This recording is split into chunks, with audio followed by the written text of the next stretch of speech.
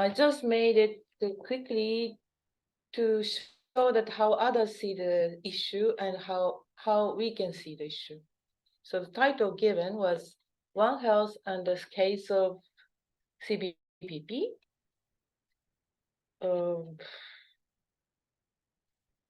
Does it move? Yeah. So according to one of those FAO publications, One Health is an integrated, unifying approach that aims to sustainably balance and optimize the health of people, animals, and ecosystems. So it doesn't have to be zoonosis. This is the point. And so another FAO publication says 27.35% of the land of Africa are rangeland and pasture, not cropland. I mean, if you can make a crop, you will make crop. So not cropland means difficult to make crops, I suppose. And if you see this map, in the kind of middle orange, arid, and higher orange, semi-arid, the area of concern, because the dark red area is basically desert. So if you see this is one of the mapping function that the FAO made last year or 2 years ago. See, do you see this middle orange and light orange? These are non-cropland, I guess. It really matches with cattle density. So cattle are there to keep up the people's life where the area is arid or semi-arid. This is important because this doesn't exist in Europe or Americas, but this is kind of very special for Africa. And that is affecting animals' life because of the environment. See above there, there's a kind of this triple relationship and at least affecting animals' life and environment. Of course, it has been said cattle are making the greenhouse gases, methane, and therefore it's not good. And people in Europe doesn't want to eat meat because of this. Sometimes, not everyone. But the book which caused that discussion is this photograph, the Tackling Climate Change Through Livestock. It says, for ruminants, the greatest promise involved improving animal and herd efficiency. It doesn't say that to stop raising cattle. It says, think about efficiency. And raising cattle, and after they are getting bigger, the CBPP kills them. This is not acceptable. We need to stop disease, therefore, efficiently raise cattle in terms of greenhouse gases. And there's another book about hunger. This is a book, latest book on food security and nutrition in the world. It says more than 1/3 of the people in the world affected by hunger in 2021 were in Africa. 1/3, that is big. And 1 in 5 people in Africa was facing hunger. There's some kind of a standard to say this is hunger or this is not hunger.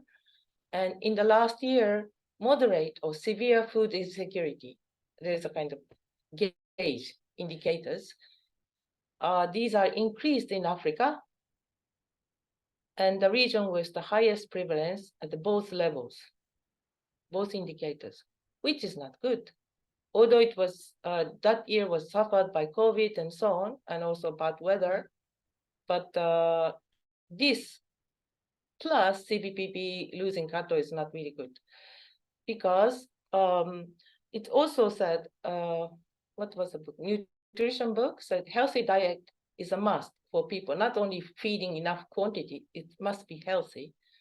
And cattle provides protein source. I get hungry with this photo. And also it provides cool milk, which is fundamental to give a minimum protein for people kind of in the edge of hunger. And also it provides a drought power.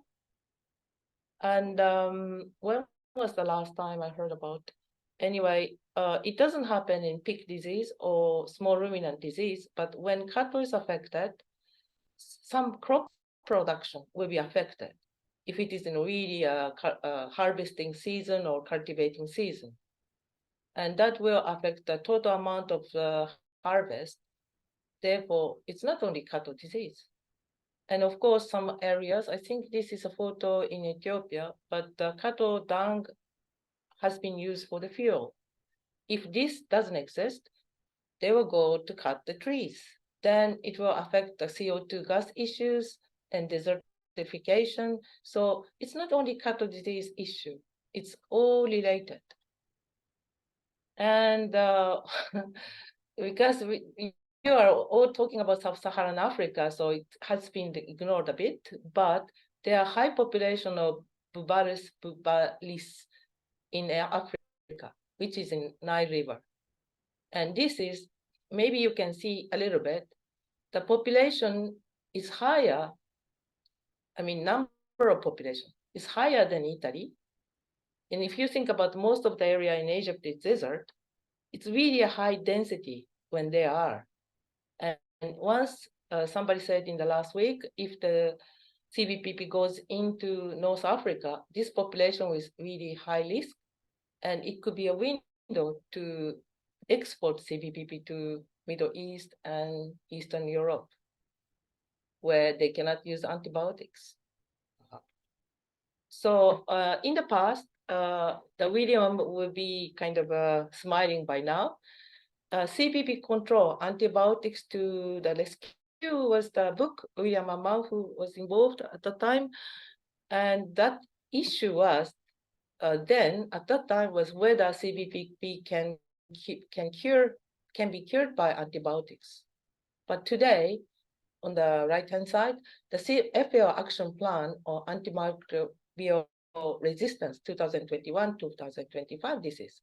There are many action plans kind of cornering us in use of antimicrobial substance. So the issue now is whether treatment of CBPP increase AMR, or we have a good protocol. If it is applied, then it doesn't increase AMR, but we can produce better, better condition and limit the disease spread and so on.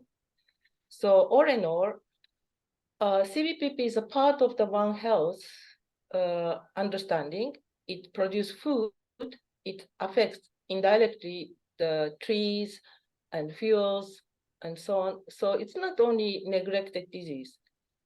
I think One Health saved CBPP's kind of sad road towards neglection. Now we can come back and say CBPP is part of the One Health.